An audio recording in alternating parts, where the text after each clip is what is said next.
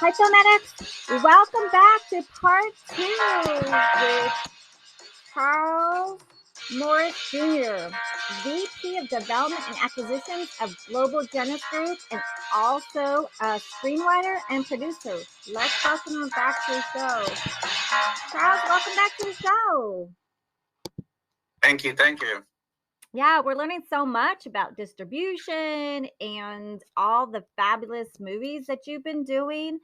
And I kind of want to go back a little bit for you going into USC. You had an accident. Is that something that, like, can you tell us a little bit about that? Like, did you know you wanted to go to film school, or what happened? Yeah, I mean, I was almost 21. I was down at UC San Diego. I was a literature major, and I wasn't.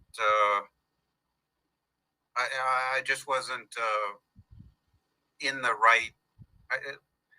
It just wasn't what I wanted to do, and so I had actually started looking at film schools, and thinking about that, and then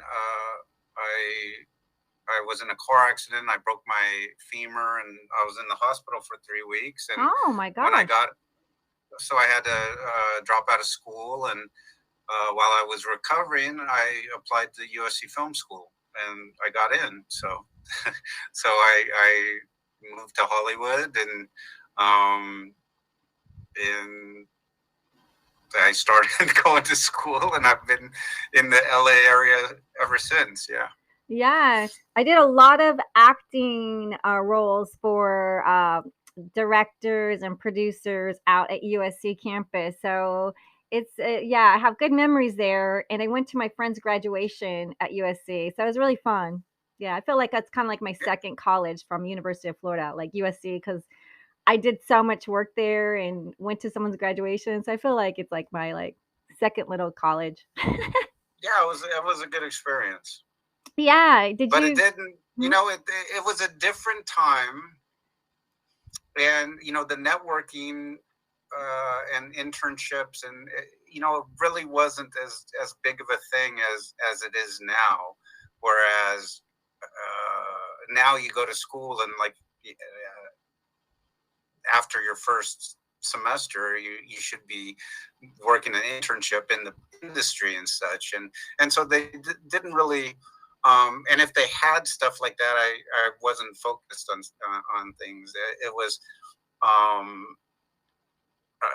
I had written a script, my first script, while I was in school, and I had friends that worked at Paramount, pretty high up in development and such, and they read the script, and they got it to an agent who really liked it. And so here I was, like 22 and still in school, and a pretty big agent liked my writing, but they didn't want to take me on. They wanted to see more stuff, but in my head it was like, oh, I don't need to meet anybody, and I'm gonna do this on my own. I don't, it's like the whole film industry is about who you know, and connections, and if they'll help you, because sometimes you can know them and they won't help you at all. They'll help somebody else right in front of you. As one, this director was so funny. He goes, yeah, and they'll help you right in front of you, and you're like, oh wait, can somebody help me? It's like he made me laugh when he said that. He goes, and they'll help you right in front of you. They'll help someone else right in front of your face. And I was like, oh my god. But I wanna tell the audience, like in 1996, can you tell them the name of the script that you wrote? Do you have premonition or what? It was, called Deadly Outbreak. Deadly Outbreak? Like what? So that I went into the meeting with Harel Goldstein is my boss, and who I've known for 30 years, and we went into New Image, which a lot of the guys at New Image came from Canon Films, and so they said, we have the access to a chemical warfare facility in Israel, so we're gonna write a movie and shoot it there. And so we sat around a circle and we pitched ideas, and it basically became like a Die Hard in a chemical warfare facility, and so we got Jeff Speakman, who was at that point in time, that was in the heyday of the Jean-Claude Van Damme and Steven Seagal, all those guys, and Jeff Speakman he had just done a movie at Paramount, The Perfect Weapon. And then Ron Silver was a great actor. He played the bad guy. He was like the Hans Gruber. And so yeah, that was the first thing I had produced. Oh my gosh, those are some big names. Yeah, I'm sure my mom watched it in Italy with all her friends. She's like, "Oh, yeah." And then so you wrote Deadly Outbreak, an action film, and then in 2009 you made Underground, and that went to Cannes Film Festival. So yeah, a lot of your stuff is just like, bam, you're a great writer. Yeah, so we made this horror movie that was really kind of before. It was kind of like a descent. I mean, these kids were at a rave at an army base.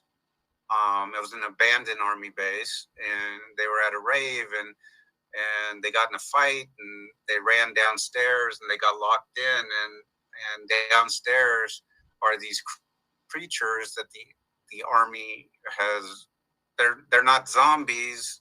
They were like half animal, half man, and so they looked kind of like zombies, but they and so it was a really good movie. Andes. I'm just kidding. Yeah, animal zombies. Raphael Eisenman was the director, and he came from Red Shoe Diaries. He was an executive producer on Red Shoe Diaries with Salman King. I love the Red Shoe Diaries. Wow, yeah. And so Rafi had a great eye. The movie came out. It was really stylistic. But then, like a lot of things, there were problems with the investors, that whatever. And so it didn't get any distribution. I mean, I remember there was an article from the Cannes Film Festival. It wasn't in the competition, but it screened at Cannes, and people were talking about, oh, this is out of the box horror. This definitely should get a theatrical release, and because of all these legal issues, I think it's on Amazon Prime now, but yeah, it never got the release it should have got. Ah, so that's like paperwork has to be key, right? Some of the issues. Yeah, I mean, there's so many things going into making a movie that the business stuff is always. I just got off the phone that these producers have this great idea, and they had somebody write it, and we have broadcasters interested in I mean, we could make this movie, but now they didn't sign paperwork with the people who wrote up their idea prior to this, and now we need paperwork, and now the people that wrote the script are being very difficult. Oh man, yeah. I thought that's and so terrible. It's like, and they haven't done anything, and who knows if they'll. It's just like you have to get your first thing done. You're not going to be a superstar on the first script that you option, and I mean, and these are movies on a budget, so it's not like you're going to make a ton of money either, but you're still going to get a movie made, and you're still going to get credits as creating the script that we're going to produce, and so it's a good thing. You just can't get everything you think you deserve at this point.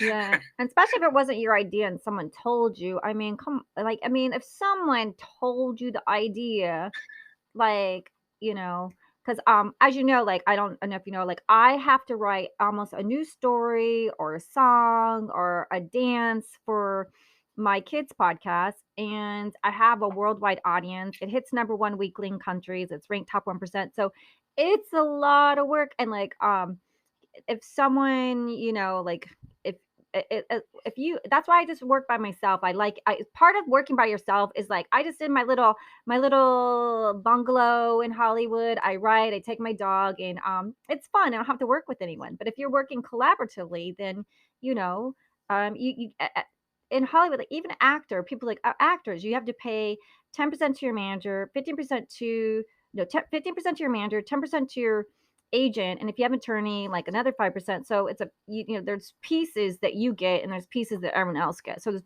pieces. You don't get 100% of everything. Well, film is a very collaborative business, yeah. And we just started a new partnership on another project with a writer and her actor husband that they do a lot of studio stuff,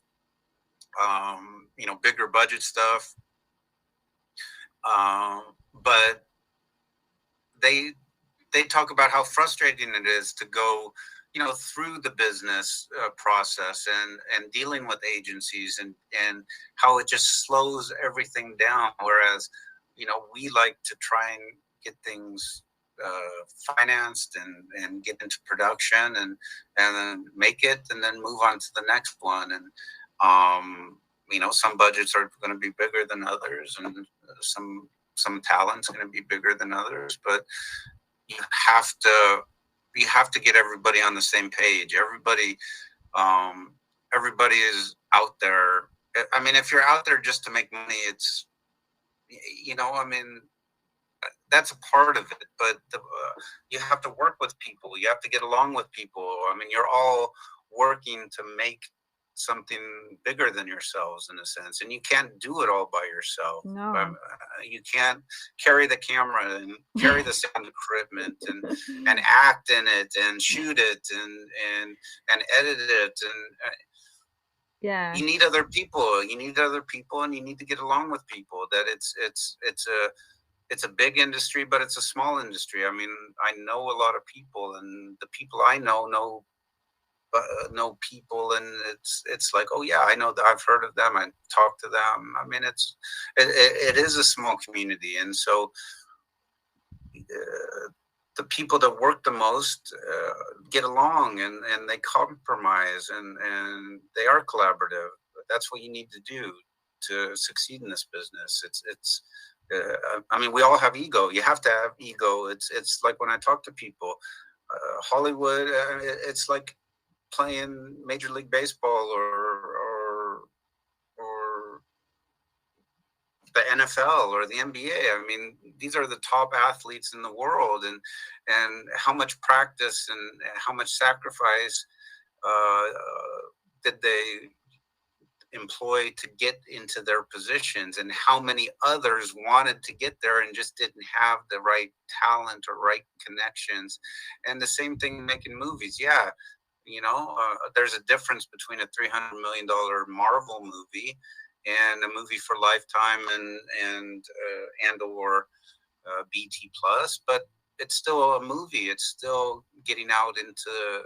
It's still content that people are watching and consuming, and so it has to be good. And you go to the markets, like you said, in Berlin and Cannes, and everybody around the world wants to be making movies in Hollywood. And so there are a lot of people that want to do this, but it not only takes talent, but you have to get along with people. You can't let your ego.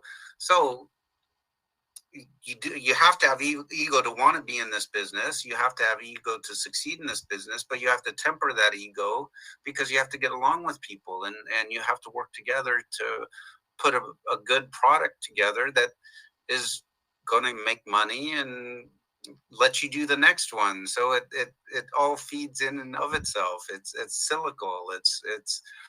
We work together hard so we can keep working together hard. Yeah. And speaking of that, you've been working really hard. Like, you made over 7 films, and we spoke about Blossom, and we are talking. I want to share the other films that you want to talk about. Your favorite films, like you have coming out next year. You Can Never Go Home Again, which is on Lifetime Movie Network and on BET Plus. A Blackjack Christmas coming up later this year. Unfinished is still there, as The Business of Christmas 2 and Blossom. Anything else that you want to share with us? I mean, we have this animated film called Troll: A Tale of a Tale that we did a few years ago, and it's not $150 million budget. It's quite a big budget compared to the Hallmark movies and the Lifetime movies. And Kevin Monroe directed that. He was the director of the Teenage Mutant Ninja Turtles. It's a beautiful animated film. It actually it's been released in China. It was number 7 in the box office the weekend it was released. So Oh, wow, congrats. I mean, since China's the most populated country in the world, and to be number 7 on their box office, I mean, that was good.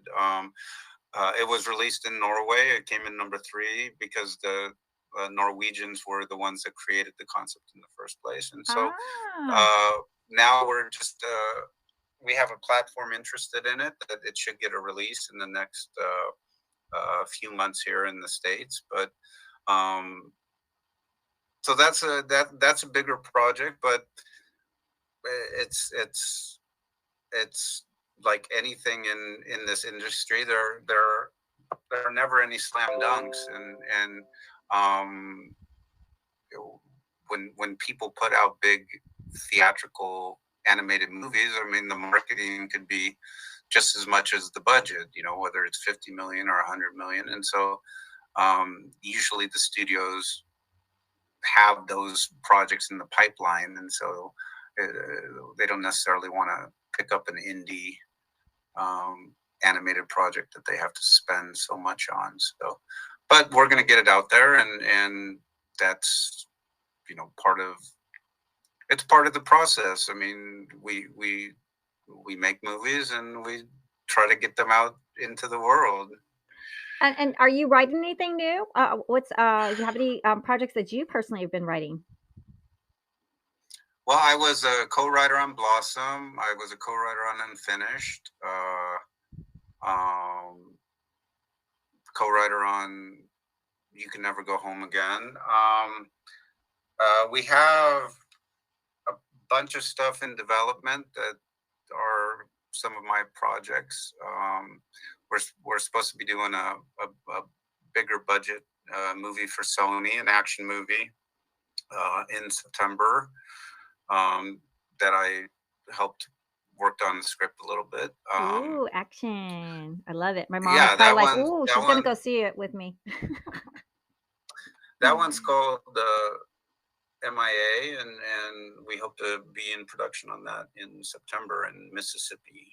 And it'll be fun. It's a really unique kind of action movie.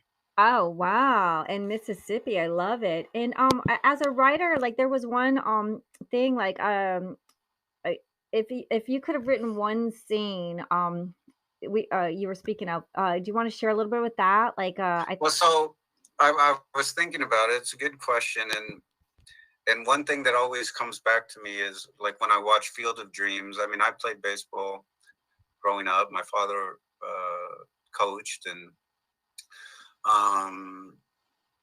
but watching Field of Dreams and that scene at the end when Kevin Costner's pitching to the catcher, and the catcher's his father, and they had never played. I mean, that was one of Kevin Costner's regrets and complaints to James Earl Jones as they were traveling across the country, that his father was so busy they never had a moment to play catch even, and so to have that moment kind of come back, and that this our main character, our protagonist, whose father passed away, for him to have that moment with his father's ghost or soul, his father's soul, or however that is stated, that You know, it was a beautiful moment, and I can't speak for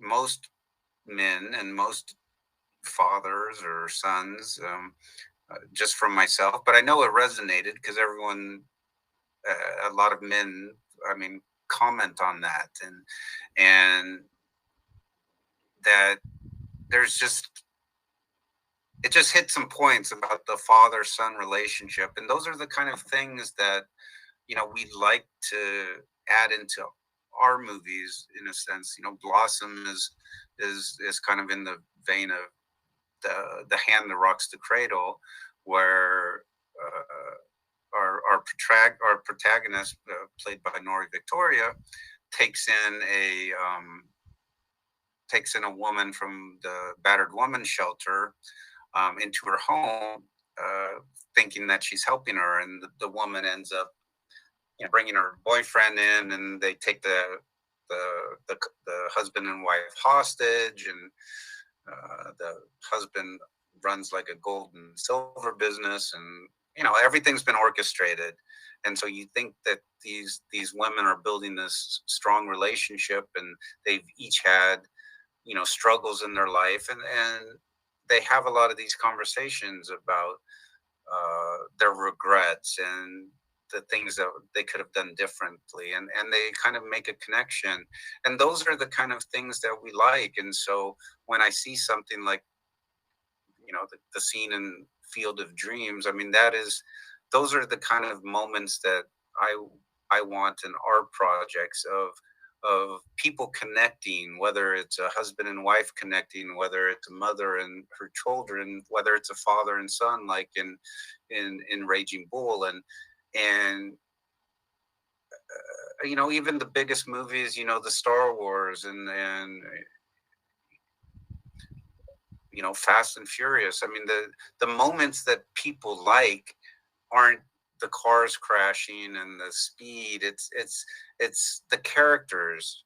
You don't make 10 movies on Fast and Furious because of all the great crashes. Yes, that's a part of it, but it's because you like these characters. It's because you like this community.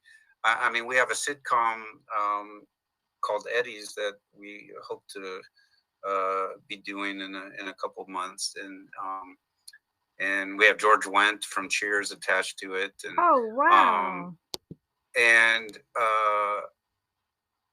and talking to the creator, you know, you think about shows like New Girl and Friends, and it's people buy into those shows because people want to be in friend groups. They want to have this sense of community, Yep. where people have your back. And so if you think about it, you know, in Star Wars, you know, even in the new one with Daisy Ridley, I mean, once you met Poe and John Bodega's character, I mean, that's when you really start,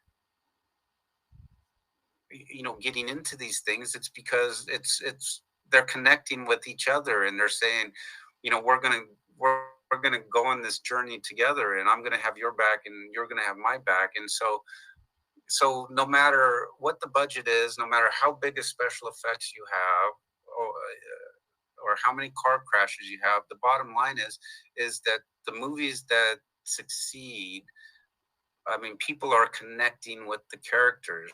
You know, people are connecting with the relationships. I love that. And so you also do TV as well? That's amazing. Yeah, we did a pilot a few years ago, called Real Heat, with Victor Webster and Harvey Keitel, and it was shot in Rio de Janeiro, and it was just one of the. It was just at that time. It's more like a throwback, like a Charlie's Angels, and Harvey Keitel played, like the Charlie, and it was just fun. And at the time when we produced it, all the buyers were like, you know, we want Dexter, we want, you know, Mr. Robot, you know, we want dark and dreary, and not this sunshine, you know, jokes, Private Eye. You know, it was kind of a throwback to those Columbo, Merlin and Wife, those fun 70s show. And now, I mean, that's what people are wanting to see. And so, we've renamed the series Paradise Inc. And we actually have a new platform that hasn't launched yet. And I can't say any more than that. But okay, perfect. They're very, they've ordered 13 episodes of Paradise Inc. So yes, I mean, and Eddie's is in the same boat. I mean, we have an order for this sitcom, and so yes, we are in the TV space too. Oh, fantastic. So, is there anything that, like, say, you're is there anything like are you is genre still the most popular, or is it like oversaturated, or comic books, or is it just good content is good content? Well, good content is good content, but as I said, it's. I mean, if you can find an investor that wants to invest in a really hard drama, those kind of things get made. The Steve Carell, Timothy Chalamet, when the son is a drug addict and the father is doing everything he can to save his son's life. I mean, it's based on a novel, but movies like that get made because you get a Steve Carell and you get a Timothy Chalamet. I mean, if we tried to do that movie with good character actors, I don't know where you're hoping somebody like a Netflix picks it up, or a Hulu, or an Amazon Originals, but there's no guarantee. So those are the kind of things we don't like getting into when it's like, well, we got to spend $2 million to make this movie, but we don't really know. We're going to make a good movie. It's going to be quality, but there's no guarantee where we're going to get the placement and how we're going to get that $2 million back. Whereas if you're making a Christmas movie for Hallmark, you know exactly what they pay. And so a good producer is going to say, okay, we know what they're going to pay for domestic. Let's make the movie for less than that. And then we still have foreign sales on top of it. And so that's how you get movies made, get movies placed, and pay your investors back so everybody wants to do it again. Wonderful. This is so much great information and so many good movies coming out. It's just fantastic. And you have so many scripts that you've written or co-written yourself. So anything else that anywhere you want to direct all the audience listening to you? Do you have a website, or where do they go to like find out what you're I working mean, on? Global Genesis Group, we have a website at www.com, Global Genesis Group. And so a lot of our projects are there. I mean, I can be found on IMDb under Charles Morris Jr., and I think I have contact information there. So, I mean, that's part of our job. My job in acquisitions and development is to find new material, to find new producers, to find investors, to find people that want to make movies, and it's one of those things. I mean, what I would tell people is you have to. I don't want people to lower their expectations, because if they think they're a good enough writer or director and they should be doing studio projects, that's great, but it's a process. I mean, yes, in the history of the world, there have been people without credits that have sold a script and got a $50 million movie made out of it. There are people with no credits that have written and directed things that became huge hits. It's possible, yes, but those are outliers. The majority of people have to spend years and years pitching, trying to get things made. And so yes, we know a Lifetime budget or a Hallmark budget or a BT Plus budget isn't the same as a budget for Paramount Pictures, but it's a starting place, and to get something to get something made, or to do it yourself. It's like, you know, people have uncles and brothers and sisters that do have an extra $200,000 sitting around,